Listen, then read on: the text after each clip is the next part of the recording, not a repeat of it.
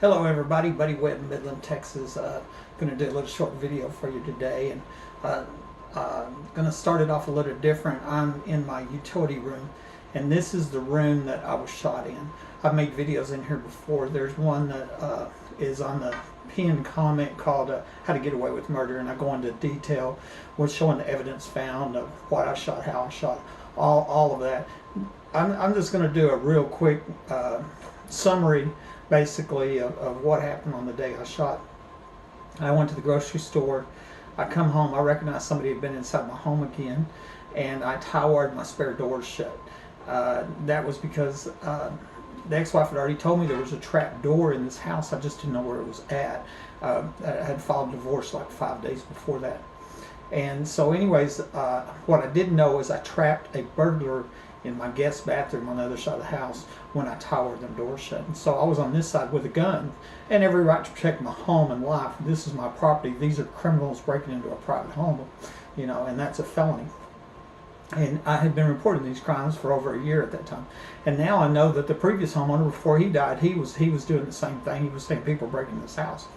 But anyway, so once I tie-wired them doors shut, the burglar alarm started going off in my attic over and over and over. Not just the one time here and there where they get in front of the motion detector and set it off. They were setting them off on purpose. And what I really think they were trying to do was get me to go up into the attic, okay? And at that point, then they could come out the trap door, which is under this cabinet at the time, the now removed trap door.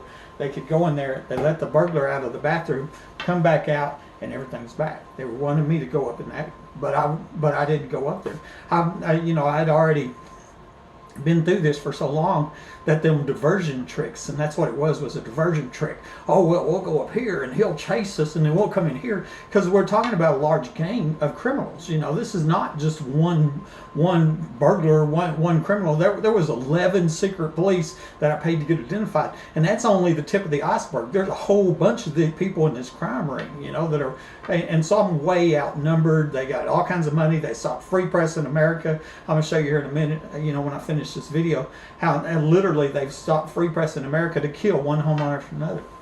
Anyways, I'm going through my house. I got a gun and I'm checking every room. I'm looking under, you know, under the furniture, in the closets. I'm trying to secure my perimeters. And I didn't call the police. I'd already been threatened by the police to not call them again. That's the reason I didn't call them when the burglar alarm was going off.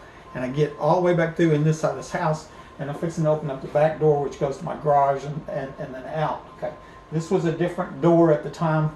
And actually this was a different cabinet at the time. I'd taken it out you know, after since being shot. And so I had special locks on all my doors, like I do right now in my bedroom, and because you know, of these crimes that have been reporting, and they're breaking this home. And so anyways, I come into this room. I've got a shotgun, and I also have a 9mm on a holster, and burglar alarms are going off in my home. And I set that gun down. I go to unlock this door, and I fall right here. Okay, this is where I fall. I didn't know what happened. I was ambushed and shot. I've compared this to John F. Kennedy, and he's in Dallas, and he's driving along, and all of a sudden the back of his head gets blown off. Well, who shot you, John? Well, I don't know. You know, they ambushed me. You know, that was like the police going, who shot you, buddy? I don't know. They ambushed me. You know, they shot me from under this cabinet right here. Okay, I know that. And how do I know that? Absolute, undeniable, irrefutable proof shows I wasn't shot with my gun. So we know somebody shot me, and we know that the entrance and exit wounds on my foot were 2 inches above ground level. So that tells you that the gun was 2 inches above ground level. And so I get all the time I see these same comments. Oh, where did the bullet come through the floor? The bullet didn't come through the floor. The gun was 2 inches above ground level. The shooter was below ground, waiting for me to walk by and pull the trigger. You know? The other thing that was tricky and hard to figure out was they claimed I shot myself with my shotgun. Well, my shotgun was 4 foot long. That's why I have this stick. It was longer than this stick.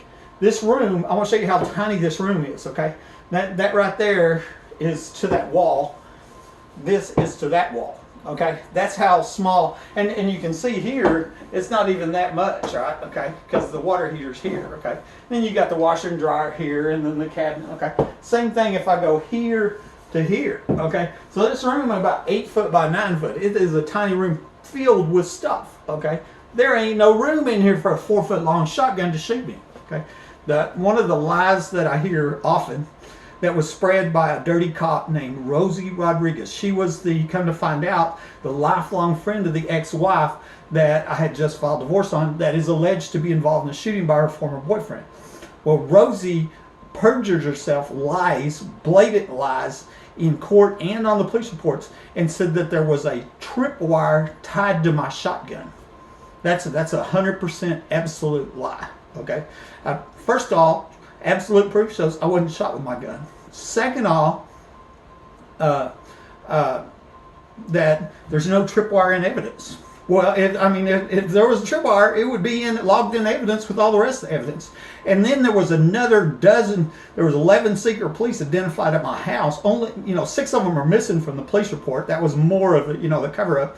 But out of a dozen people, only one person said anything about a tripwire, Rosie Rodriguez. And that included the CSI, the crime scene investigator that said he picked up my gun from my house. And he didn't mention a tripwire. There was no tripwire. That was a lie told by a dirty cop, dirty detective, Rosie Rodriguez, to cover up a home invasion, failed murder for her friend. Remember, her lifelong friend from elementary school was my ex-wife, and I didn't know that. Okay, so that stops the tripwire lie. And more than that, I sit here going, where would there even be a tripwire? Where do you put a tripwire in this little bitty gun in this little bitty room? There just wasn't.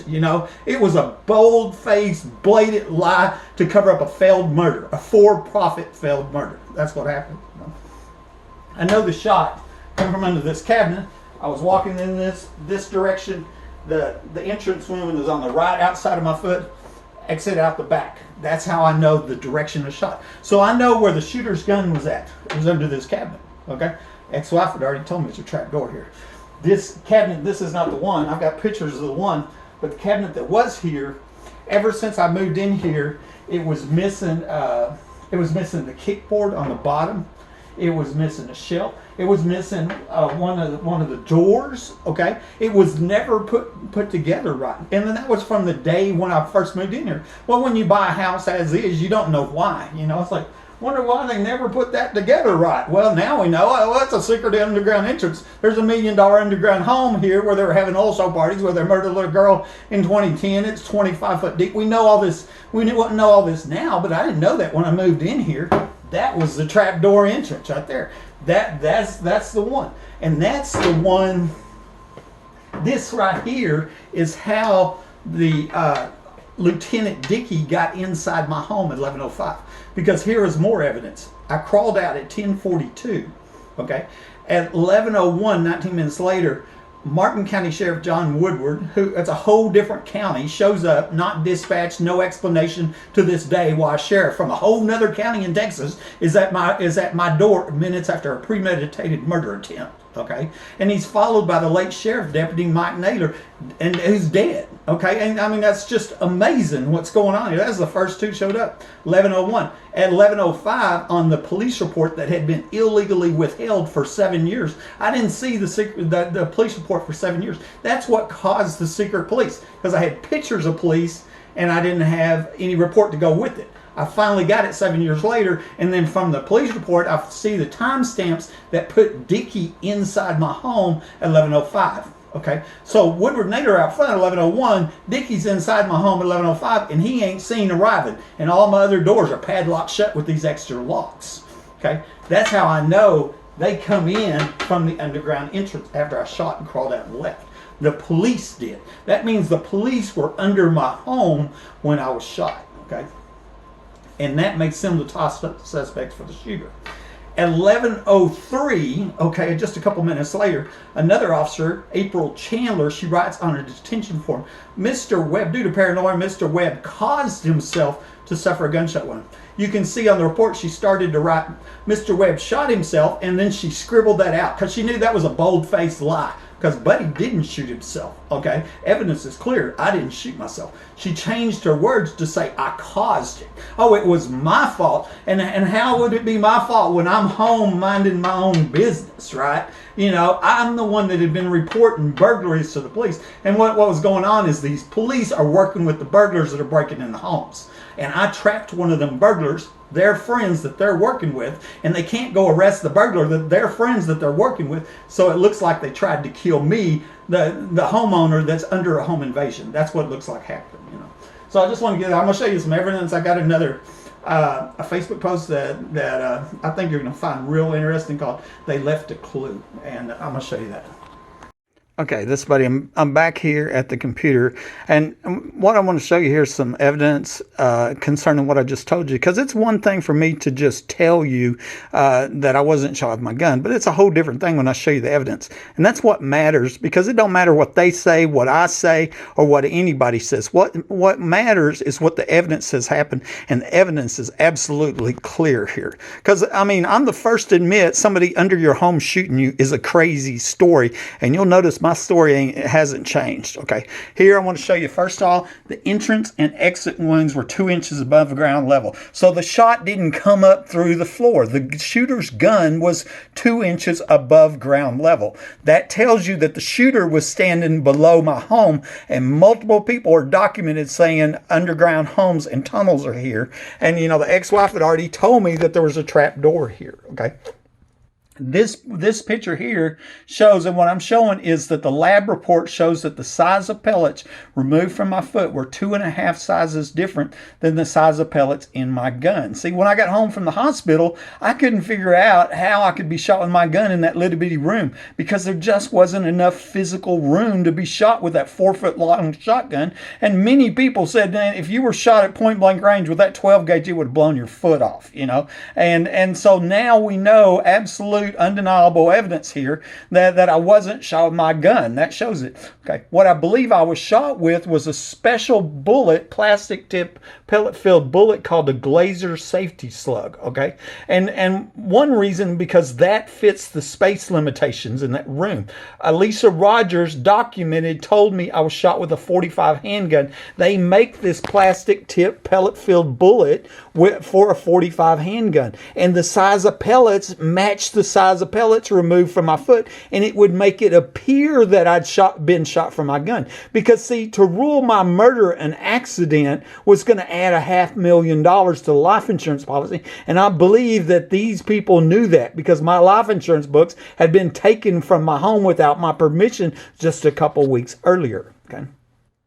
And then the surgeon stated that he removed a large amount of plastic from the wound. Well, you wouldn't have a large amount of plastic in the wound if I'd been shot with my gun, you know. And I've had people say, well, there's a wadding in there that's plastic. But the wadding follows the pellets, and it was removed by the ER, supposedly. Because I'm looking at it, I'm thinking I wasn't even shot with a shotgun. I was shot with a handgun, .45 handgun, loaded with this special plastic tip pellet-filled bullet. Why? Because that's what meets the evidence. And so just the fact that they bought a special ammunition to make it look like I shot myself with my gun, then you know, that shows premeditation alone. Keep in mind, I was shot from point blank range directly at an artery with my phone lines cut. This wasn't no accident. They wasn't just trying to wound me. They were trying to kill me. They planned on me bleeding out and dying. It was God that saved my life. A nurse actually told me after I returned to the hospital, she patted my foot and she says, here's this artery, here's this vein.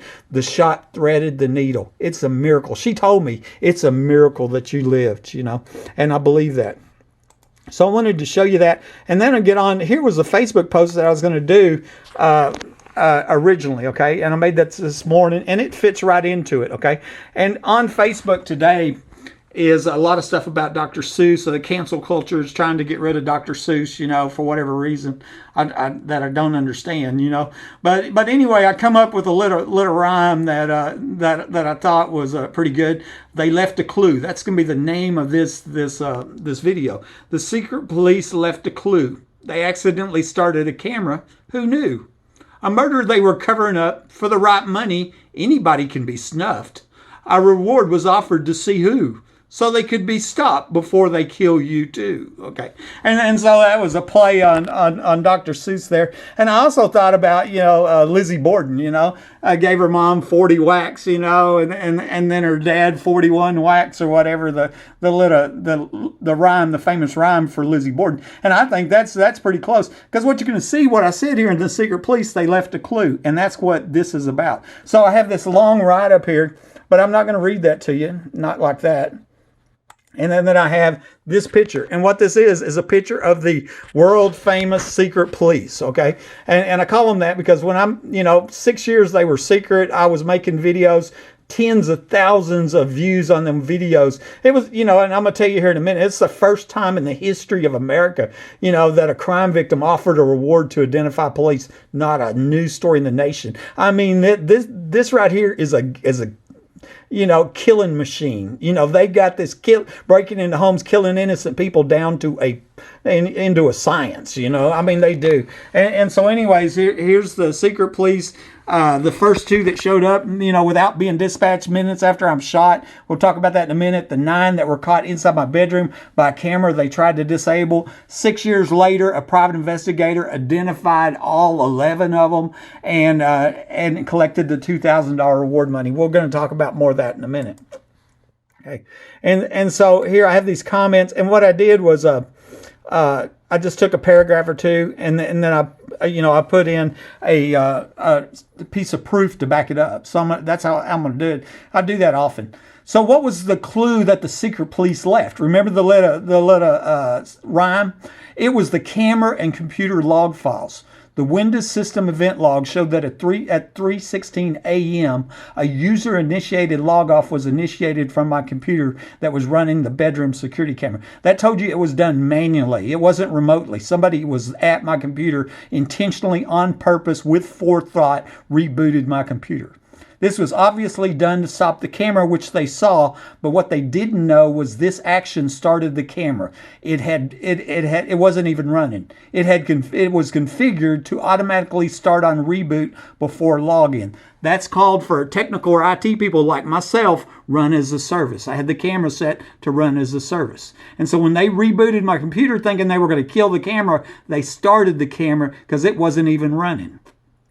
Interestingly, my camera had been terminated, I'm going to show you that in a minute, at 8:08 p.m. the night before by the same people, had stolen my cell phone and disconnected my home phone lines in preparation to kill me. I was shot and then seen crawling out at 10:42 p.m. So, okay, so later on that night at 3:15, that's when they rebooted my computer with my camera, and then we start seeing the pictures of the secret police. If the police had just left my computer alone, then nobody would have seen them in my bedroom planting my stolen phone and stealing evidence. The police report for this night was illegally withheld for 7 years, as they never planned on anybody finding out, but they had left a clue. That's what I'm saying, they left a clue. And when I say illegally withheld, it was subpoenaed in 2013, December 2013, before the protective order here, and they violated the subpoena and withheld it. And the reason is obvious, because there was incriminating evidence on it. Okay, so anyway, they started a camera while trying to disable it, all to cover up this failed murder. That's another miracle. Okay, and so this is my Windows system event log, and I'm an IT guy, right? This is the stuff I looked at work. You know, I want to know what happened. You know, I'm trying to figure out what happened, and that's what I figured out. We had a user-initiated log off, and there was a timestamp on it, 3:15 a.m. in the morning. Okay, and then you ask the next question, why? Okay, and the obvious answer is they were trying to kill my camera. They were trying to disable the camera, and they started it without knowing it. Okay, the camera log file shows the timestamps for when it was terminated and when it was restarted. Okay, so these are the log files for the camera itself. Okay, and so it's YawCam was the software I was using, and here it shows when I woke up at 10:52, turned on my computer that day, and it started it automatically. That the day of the murder attempt, 10:52. Okay, and then it shows YawCam terminated at 8:08. Okay. okay? At 10:42, I'm crawling out after being shot by surprise with my phone lines cut, okay? And so I believe that when this camera was terminated was at the same time that my cell phone was stolen and that my home phone lines were disconnected. Now, there's another video, other evidence showing Rosie Rodriguez leaned over my nightstand where my stolen cell phone had been planted. I believe it looks like her and April Chandler waited till the other police left my room, and then they planted my stolen cell phone behind there, and they got caught on camera doing it. I didn't put that in this video, though. That's another video. Okay, and here the next morning, which is the 29th at that time at 3:16, YAWCAM started because they rebooted my computer at 3:15. Okay, so the police started my camera accidentally, unknowingly trying to stop it because they were covering up this home invasion failed murder. They were staging the crime scene. Nobody was going to know they were here because they were withholding the police report, okay? And so they were staging the crime scene, and then they had the second entry 3 days later after they'd poured concrete and all that, and that was going to be the only known entry to my house. And of course, then the next thing is, they're all, oh, he's crazy, he takes people in the attic, and all that, and you have a whole bunch of them. And, one of them lies and the rest of them swear to it, But what's bad about this is this is premeditated capital attempted murder is what this is. Next one. I had been ambushed and shot inside my own home with my phone lines cut, but God saved my life as I crawled out to survive. When I returned from the hospital, crippled for life, I found pictures on my security camera of police at my home. And that just shows me crawling out. Watch the headlights on my car. I just mentioned that. Okay, watch them go out. See them turned off?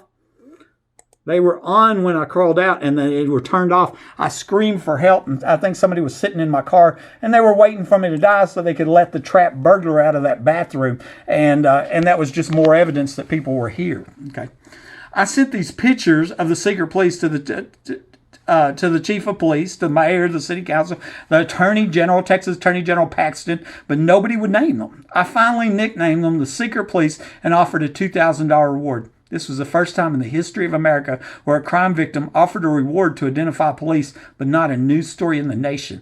They were the first known secret police since Nazi Germany and reminiscent of the Gestapo, who was behind so many murders in World War II with the Holocaust. Okay, and y'all can Google the Gestapo. They were the secret police of Nazi Germany. Okay, and that's what we compared the Midland secret police to. This is the email. It's sent on January 4th, 2016, and here's the send to list. All of the city council, okay, you can see them all there. Ken Paxton, the attorney general, Inspector General Michael Horowitz, okay. So the Texas Rangers were on this, okay, and Laura Nodos, she's the district attorney, current district attorney right now, okay. So that's all. I'm offering a reward for information for the corrupt police. And can you even imagine that? That's absolute proof. It was 2 more years before they were identified. 2 more years of terrorism, daily break-ins to my home, death threats, and people coming to me saying, I'd sell it home move if I was you. That's what I'm going to get to in this next one. 6 years of repeated break-ins to my home, death threats, and people asking or ordering me to sell my home goes by before they finally identified by a private investigator who collected the reward. The crime ring has conspired together to terrorize me into selling my home, and the reason is obvious, as there's an underground home in the backyard where they were having also parties and where a young girl was murdered at in 2010. And it's believed that the previous homeowner, I'm going to tell you that next, died the week before the 2008 oil show started. He did die, but it's believed that he was murdered here and carried to Fort Worth. And just the timing of that lets you know he was killed by the same people. Okay, what I'm showing here, and this is an old post, because I get these almost at least every week. I get several times a week somebody on YouTube or Facebook, why don't you move? Why don't you move? Over and over and over and over and over and over and over. I bet I've had about 1,000 people here. Why don't you move? Why don't you sell and move the F out, you moron? We're trying to rape and murder little kids under your house, or whatever. She didn't say that, but ain't that what it's really about? Having the also parties where they rape and murder little kids, and they want me out of this house because it's going to prove who they are and what they do, right? Okay, why don't you move that place? Okay, I want to show you this, okay? But here, and then I want to show you some of these death threats right here, Fast forward 2 weeks, Buddy Webb's nowhere to be found, here. I'm spreading it everywhere all over the net. He's going to wind up being in a hole. You best stop worrying about it, or they're going to get the snitch. Lance Edelman, you're going to be silent. It's not it, but when, you know. And Tracy McClure telling me to check my vents, but it was, I felt like a reference to being poisoned, which I believe I have been poisoned. And then there's more. One guy told me, he says, you got two choices, move or be murdered, right?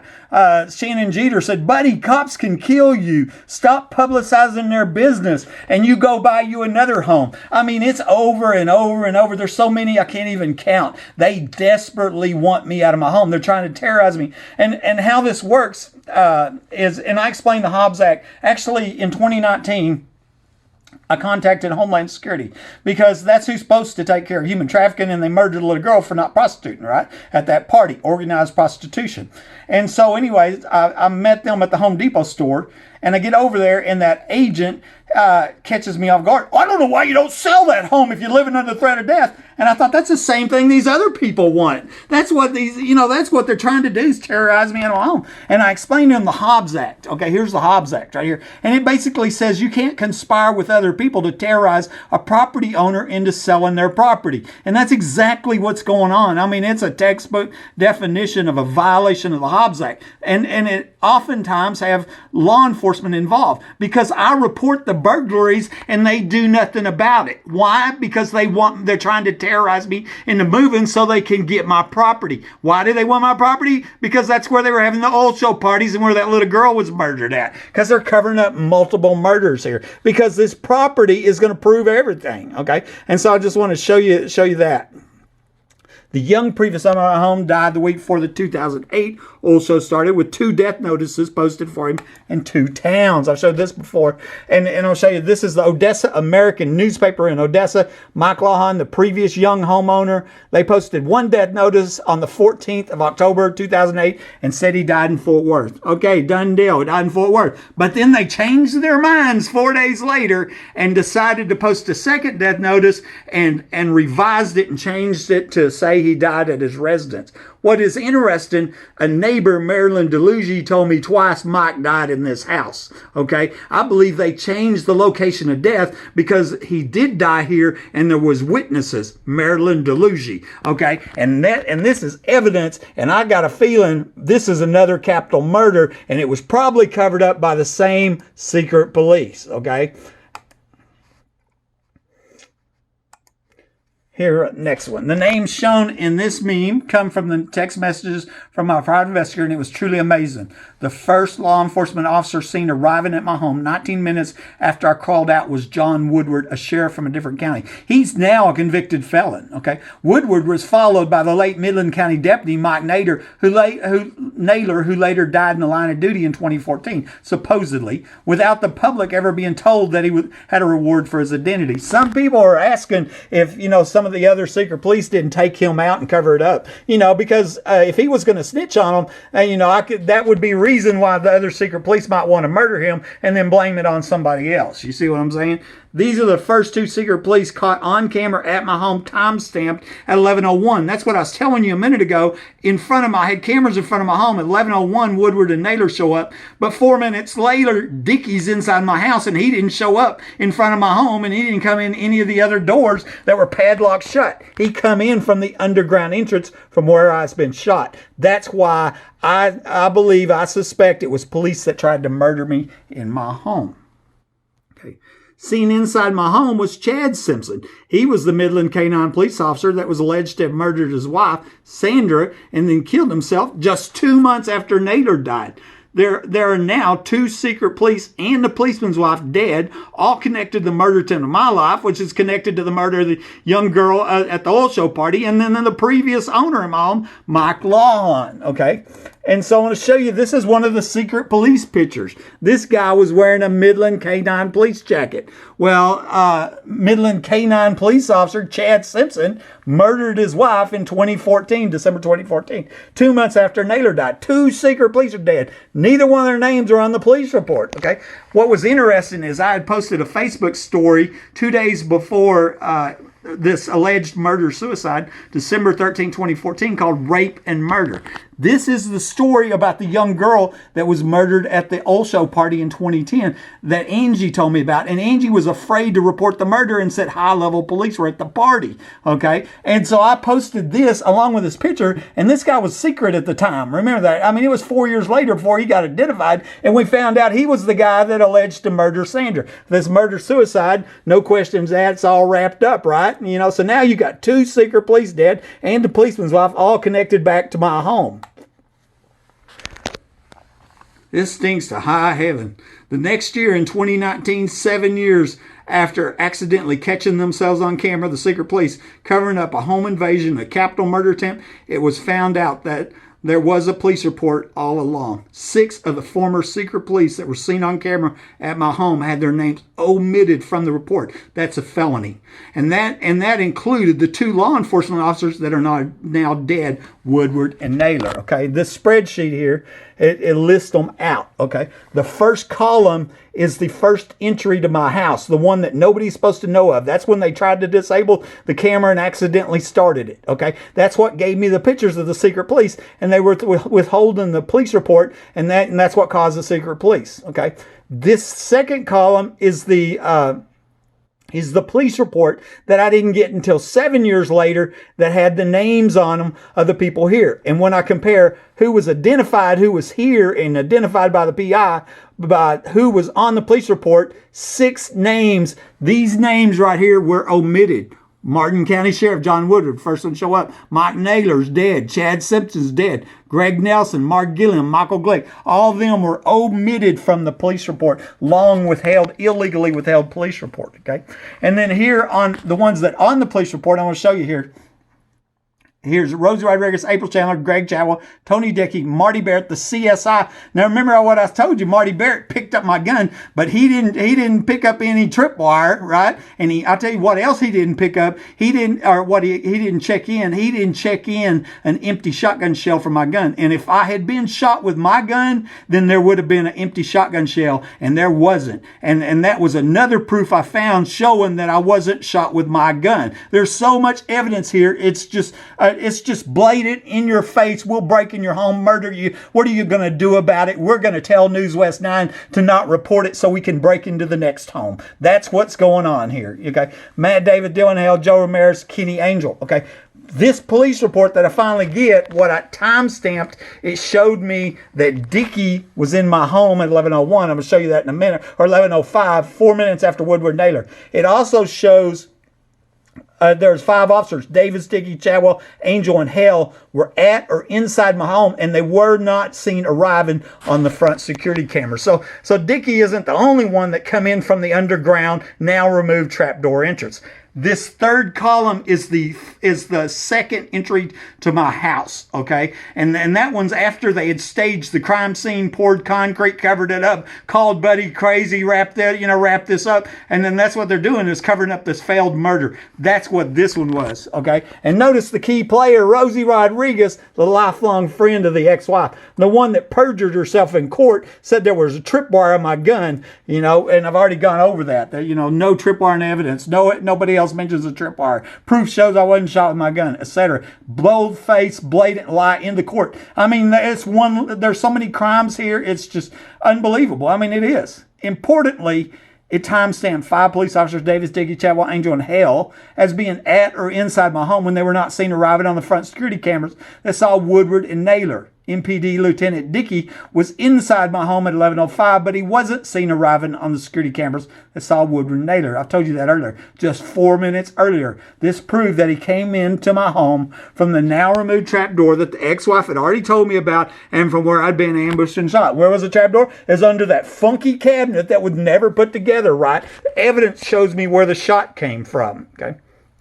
And so on here's the timestamp showing me Woodward and Naylor at 11:01, and here's Dickie, and here's from the police report. Dickie on the timestamp to 11:05, no one in the house, inside, and lots of odd things like booby traps. And there was no booby traps in evidence. That was another lie by Dickie, Liar Dickie. Okay, Lieutenant Liar Dickie, makes up this lie, but he came into my home from the underground trapdoor entrance. The ex-wife had told me after I returned from the hospital, she said, "You don't know how many lies how'd you run with your idiocy? And I believe that was a reference to me trapping that burglar in the bathroom, recognizing I was under a home invasion. Yeah, that was the idiocy. But what she's saying was a lot of people were here and they're going to have their lives ruined. Well, that's what I'm suspecting. There was a party going on in the underground home in the backyard, and that's probably where Dickie and them were at this underground party, you know. But that's still unknown. We'll let police figure that one out. Real police, not the lying, stealing, killing people kind, you know, the good police that uphold the law. Because, you know, these dirty cops are an embarrassment to Texas. I mean, they are.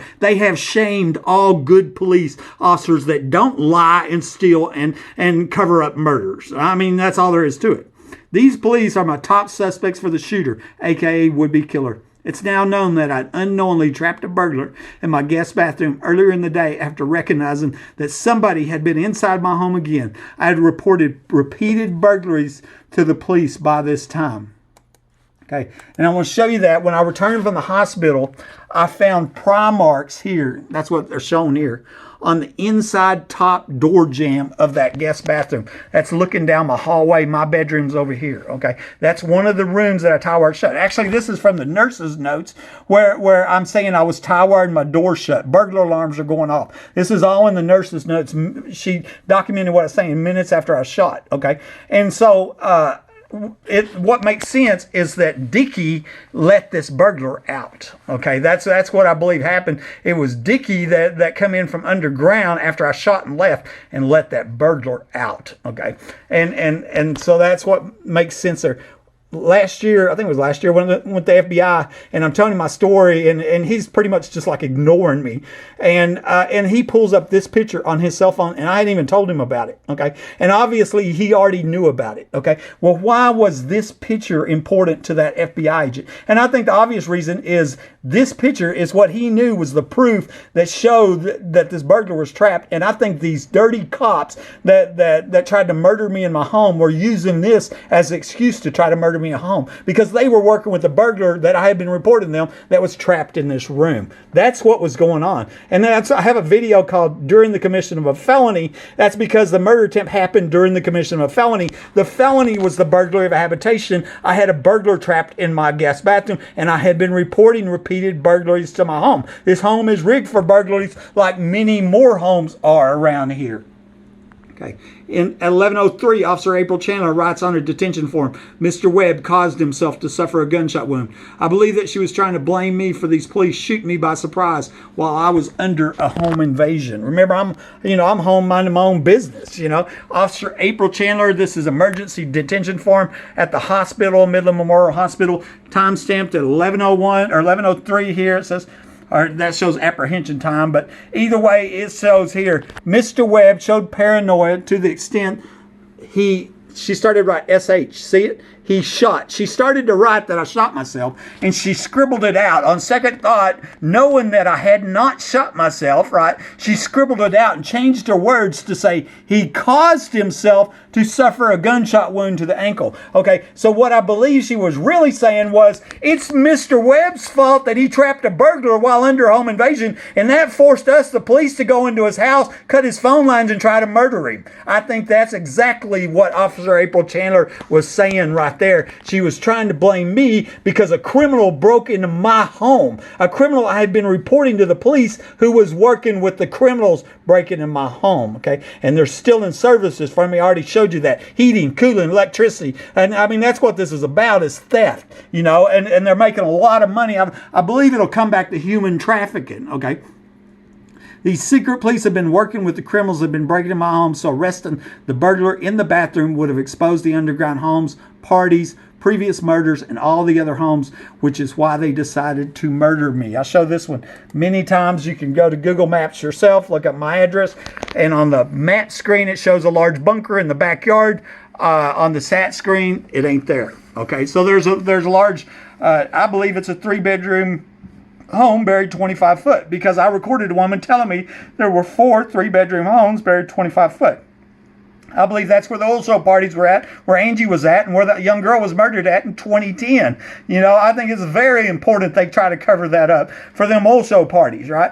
Rhonda Denman Rogers told me one underground home's a half block away. I have a print screen of that. Layla O'Brien says she worked on this safe house project. That's what they called it. It had a budget of $7.35 million, finished in 1987. She believed it was put in by the Bushes, and at the time, George H.W. Bush was vice president of the United States in 87, and the Bushes are from Midland, as in President Bush, right?